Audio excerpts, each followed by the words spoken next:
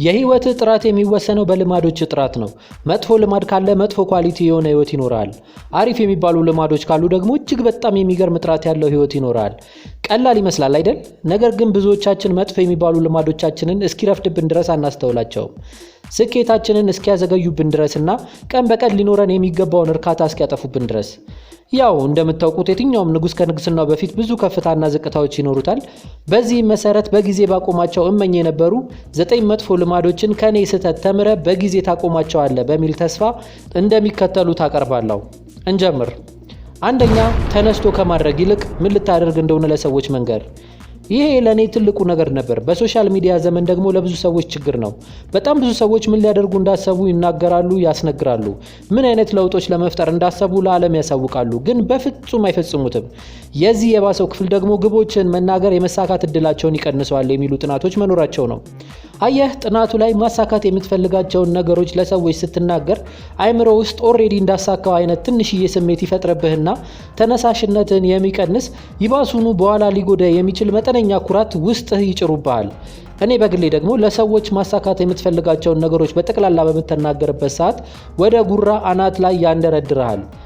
ያ መንደርደር ደግሞ ነገሮቹን ገና ሳትሰራቸው ሳታገኛቸው ያሳካቸው አይነት ስሜት ይፈጥርብሃል።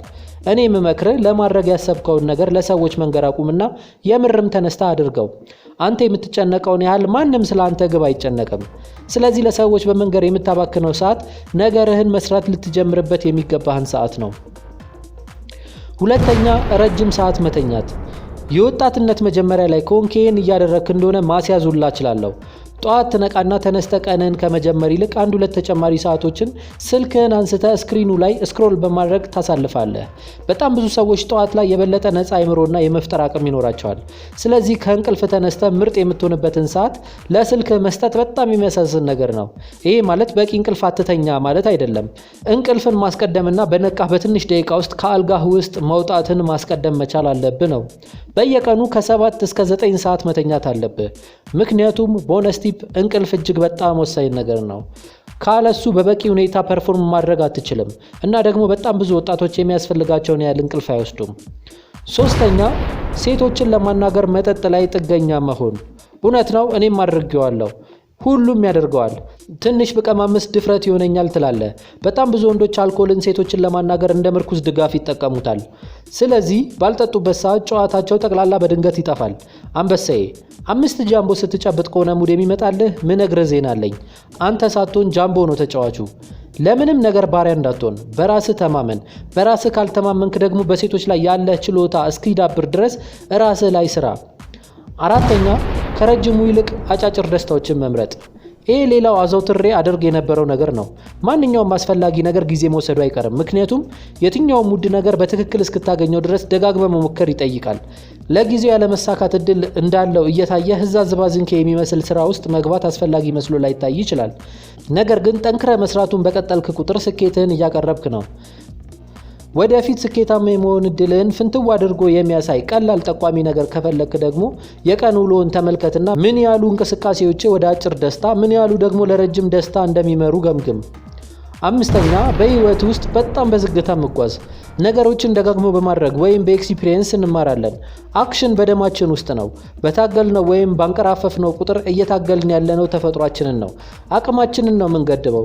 ዝግ ያለ ድርጊት ማለት ዝግ ያለ ትምህርት ነው። የመማር እድልህ ባዘገመ ቁጥር ደግሞ ሙሉ አቅም ላይ የመድረስ እድልህ እያዘገመ ይሄዳል። ወደ ግብ በዳዴ መሄድ፣ ስራዎችን ለነገ ማሳደር፣ መፍጠር የምትፈልጋቸውን ለውጦች ማድረግ አለመጀመር፣ እነዚህ ሁሉ ነገሮቹ ይጎዳዋል እና በጊዜ ሂደት በኔጋቲቪቲ ያጥሩሃል። የድርጊት ዋጋ ሁልጊዜ ከፍ ያለ ነው። ስድስተኛ፣ ቀኑን ሙሉ ተቀምጦ መዋል። የሰው ልጅ የህይወቱን አብዛኛውን ክፍል በእግሩ በመሄድ ያሳልፍ ነበር። የቀድሞ ሰዎች በቀን ውስጥ በአማካይ ከ9 እስከ 10 ኪሎ ሜትር ይራመዱ ነበር። በእግር መሄዳችን የተፈጥሮ ግዴታችን ነው። መቀመጥ የሚበዛበት ላይፍ ስታይል እንቅልፍህን ሁላ ያዛባዋል። ምክንያቱም ሰውነት እንቅልፍ እንዲመጣ በቀላሉ የሚያስገድደውን ያህል ፊዚካሊ አልደከመውም። በተጨማሪም ሰውነትህ ጤናህን በደንብ ለመጠበቅ የሚያበቃውን ያህል ኤክሰርሳይዝ አላገኘም። ይሄ ደግሞ ወደ ቀጣዩ መጥፎ ልማድ ይመረኛል። ሰባተኛ፣ ለኤክሰርሳይዝ ቅድሚያ ለመስጠት። ለአመታት ከስፖርትና ኤክሰርሳይዝ ጋር ብልጭ ድርግም ሪሌሽን ነበረኝ። በዛም ምክንያት የማስበውንና የምፈልገውን አይነት ሰውነትና ጤና ማግኘት አልቻልኩም ነበር።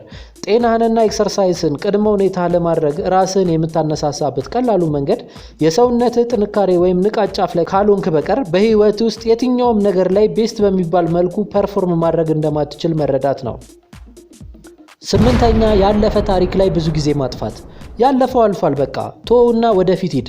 ያለፈ ብለህ የምታነሳው ነገር እኮ አሁን ላይ የለም፣ በጭንቅላት ውስጥ ብቻ ነው ያለው። ለመተው በወሰንክበት ሰከንድ መኖሩን ያቆማል። እንደውም ያለፈውን ነገር ከመጠን በላይ ደጋግሞ ማንሳትና ማሰብ የሆነ ችግር እንዳለብህ ያሳያል። ፊት ለፊት ካለው ነገር ጋር ከመጋፈጥ እየሸሸ ሊሆን ይችላል። ይህን ነገር ለአንተ እየነገርኩ እንኳን ለእኔ እንደማስታወሻ ነው፣ ምክንያቱም ይሄ ለማድረግ ከባድ ከሚባሉ ውስጥ አንዱ ነው። 9ኛ ይሄ ትንሽ ያስቃል፣ ቢሆንም ግን ራስን ስለማሳደግ በሚያወሩ ነገሮች ላይ በጣም ብዙ ጊዜ ማሳለፍ። ስማኝማ አንበሴ፣ እኔ ራሴ ስለ ራስን ማሳደግ እርዳታ ለመስጠት የመጣው ዩቲዩበር ነኝ እና ወንዶችን እንዴት ራሳቸውን ማሳደግ እንደሚችሉና የዴቲንግ ህይወታቸውን ለማገዝ የሚረዱ ወደ 50 አካባቢ ቪዲዮዎችን እስካሁን ሰርቻለሁ። ስለዚህ ይህን ስል በራሴ ላይ እባብ እየጠመጠምኩ ይሆናል፣ ነገር ግን እውነት ነው። እኔ ደግሞ ከምንም ነገር በላይ እውነታውን መንገር ብቻ ነው ፍላጎቴ። ለአመታት በብዙ ሺህ የሚቆጠሩ ሰዓታትን ራስን ስለማሳደግ የሚያወሩ ነገሮችን ሳባርር አሳልፌያለሁ። አብዛኞቹ ደግሞ ጊዜን ከማቃጠል በዘለለ ምንም ያገዙኝ ነገር አልነበረም። አንድ ሰው ራስ ማሳደግን እንደ ልማድ ከወሰደው የህይወቱ ትልቅ ክፍል ይሆናል። ስለዚህ ወጥቶ እየሞከረ ራሱን ከማሻሻል ይልቅ በጣም ብዙ ጊዜውን እንዴት ራሱን ማሳደግ እንዳለበት በማንበብና በማየት ላይ ያጠፋል። ስለ ራስን ማሻሻል የሚያወሩ ነገሮችን የማሳደድ ልማድ የምርም ተነስቶ ራስን ለማሻሻል ከመሞከር በላይ በቶሎ ይለመዳል። እንዴት ወደ ኋላና ወደ አደጋ እየሄድክ እንደሆነ ይታያል አይደል? ገና ወደፊት ልትሄድ ትችልበታለህ ብለህ የምታስበውን ቦታ ገና ካሁኑ በየቀኑ ማፕ ላይ አቅጣጫውን እንደማየት ነው።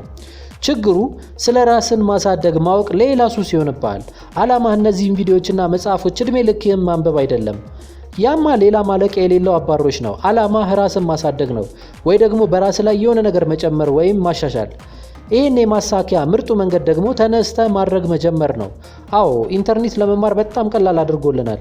ግን እንዴት የሚሉ ቪዲዮዎችን በማየት ልታጠፋው የሚገባው ደቂቃ በጣም ትንሽ ነው መሆን ያለበት። አብዛኛው ሰዓት የምትፈልገውን ነገር በአክሽን ለራስህ በማሳየት ነው ከጠፋም መጥፋት ያለበት። ስለዚህ ለመሞከር አትፍራ፣ በመንገድ ላይ እያወቅህ ትሄዳለህ። እና እንግዲህ ጓዴ ይሄን ይመስላል። እስከ መጨረሻው አብራኝ ስለነበርክ አመሰግናለሁ። እስቲ ከመውጣት በፊት የዚህን ቪዲዮ ማጠቃለያ ኮሜንት ላይ አስቀምጥ። እንዲሁም ሌሎች ራስን ማሳደጊያ መንገዶችና የተበሳጠበ ቪዲዮዎች አሉኝና ሰብስክራይብ ካረክ በኋላ አያቸው። እሺ አስታውስ ደግሞ ለፈለግከው አይነት እርዳታ ማይኮስ ብራዘርሁድ እና እስቲ አማክሩኝ ፕሮግራሞች አሉልህ። ቴሌግራም ላይ ማይኮ ሄልፕ ብለህ ብትፈልገኝ አታጣኝም። አዲዮስ አሚጎ።